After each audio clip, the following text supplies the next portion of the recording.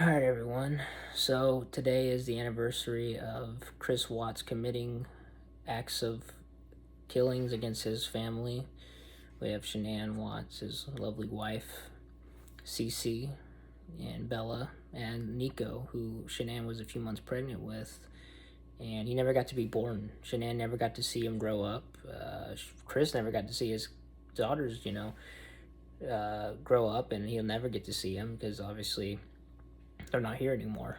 And I'm wondering if he's thinking about it today. At least I hope he has thought about it because he hasn't really taken accountability for, uh, doing what he did.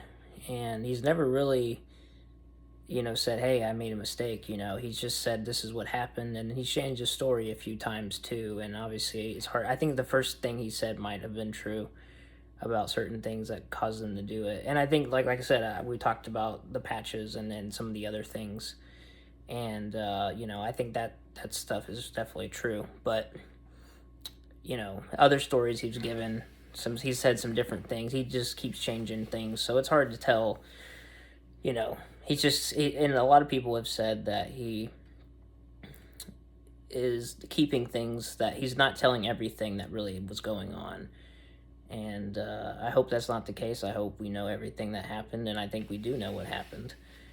And, at the end of the day, he made his choice. He slaughtered his entire family, and he's all alone. He doesn't have anybody. His parents very rarely visit him, probably because it's just, they're at the retirement age, and they're probably just, life just gets in the way. And I'm hoping he is feeling some remorse, and I hope that he regrets what he did.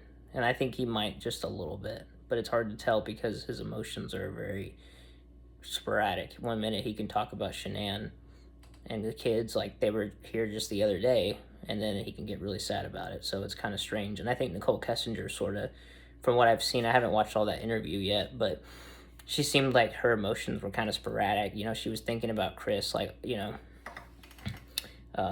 how they first met, and she kind of, thought he was attractive because of single dad. So they're kind of similar in that regard, that they can kind of shift their emotions pretty quick.